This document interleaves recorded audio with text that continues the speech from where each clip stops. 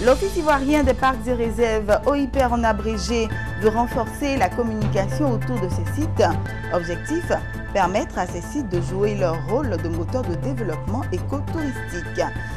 Et puis, bilan positif pour le Conseil régional du Lodjibois, c'est ce qui ressort de sa deuxième session ordinaire. Et voici pour l'essentiel des titres. Bonsoir à tous et bienvenue à ce temps d'information. Commençons par cet élément. L'Office ivoirien des parcs et réserves, OIPR en abrégé, veut renforcer la communication autour de ces sites en vue de leur permettre de jouer leur rôle de moteur de développement écotouristique. À cet effet, il s'est déroulé à Abidjan l'atelier d'élaboration et de validation du plan conjoint de communication du parc national du Banco et de la réserve naturelle de Dahlia Fleur. Un commentaire de Corona Sekongo.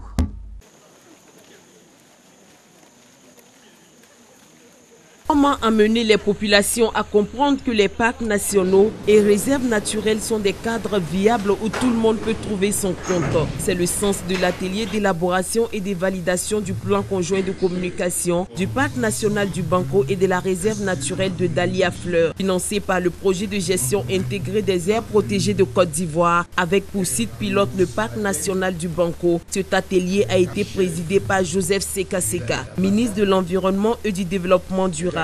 Il a regroupé les professionnels de la communication, du tourisme, les organisations non gouvernementales, le secteur privé, les agences de voyage, les représentants des populations riveraines des deux aires concernées et les gestionnaires des parcs nationaux et réserves naturelles. Durant les 2 jours, l'accent a été mis sur la stratégie de communication de l'Office ivoirien des parcs et réserves, les atouts du parc national du Banco et de la réserve naturelle de Dahlia Fleur, la formation des commissions et les travaux en commission. Le colonel Tondo Sama Adama, directeur général de l'OIPR, et le ministre de l'Environnement et du Développement durable ont situé les enjeux du dit atelier. Selon eux, il y a nécessité de faire de la communication une priorité pour bien montrer aux populations que les parcs nationaux et réserves naturelles sont des cadres viables où tout le monde peut trouver son compte. Surtout que cela permettrait aux Ivoiriens et aux ressortissants des autres pays d'intégrer dans leurs actes de tous les jours les notions de protection de l'environnement et de développement durable. Le colonel Tondo Sama Adama a par ailleurs insisté sur la mise en œuvre des 10 plans de communication, une meilleure visibilité du parc national du Banco et de la réserve naturelle des Dahlia Fleur. Rendons-nous à présent à Divo. Le Conseil régional du Lodjibois a tenu récemment sa deuxième session ordinaire. Cette session présidée par le président du Conseil, Zakpa Kobenan Roland, a permis de faire le bilan des réalisations. Éducation, santé, développement rural ou encore infrastructures routières, le Conseil régional du Lodjibois a voulu être au cœur des préoccupations des populations. Et c'est le reportage de notre correspondant sur place, Jonas Zagoki, dans le commentaire de Ariane Touré. Autorités et personnels représentatifs du corps social étaient tous présents à cette deuxième édition du Conseil régional du Lodjibois. Kwaku Assouma, préfet de région, préfet du département de Divo, avec lui le préfet de Guitry, le sous-préfet de Lakota, sénatrice de la région du Lodjibois, Touré Maninja, les directeurs centraux, chefs coutumiers et les leaders communautaires. Sur le chapitre des réalisations, le président du Conseil régional du Lodjibois, Zakpa Kobenan, s'est félicité des actions menées sur le terrain. Éducation, santé, développement rural ou encore infrastructures routières, le Conseil régional du Lodjibois a voulu être au cœur des préoccupations des populations.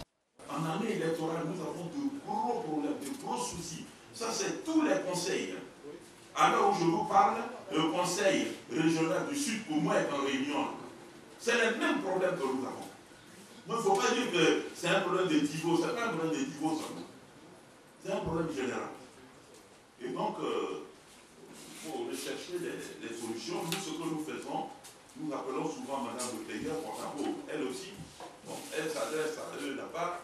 c'est difficile. On dit attendez, bon, attendez quand, comment, bon. Les entrepreneurs aussi nous poussent.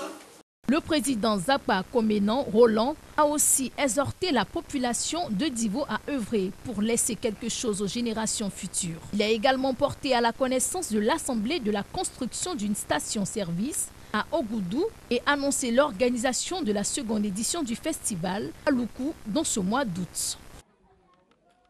Et on termine avec ces informations en bref et en images. Sachez que la Chine envisage construire un réseau ferroviaire de plus de 2,5 milliards de dollars en Afrique australe.